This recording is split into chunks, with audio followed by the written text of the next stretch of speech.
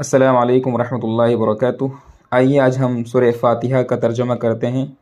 اعوذ باللہ من الشیطان الرجیم، بسم اللہ الرحمن الرحیم، الحمد للہ رب العالمین۔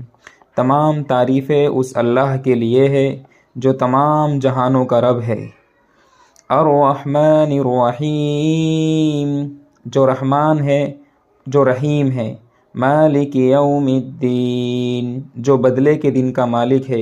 ایاک نعبد و ایاک نستعین، اے اللہ ہم تیری ہی عبادت کرتے ہیں اور تجھ ہی سے مدد چاہتے ہیں۔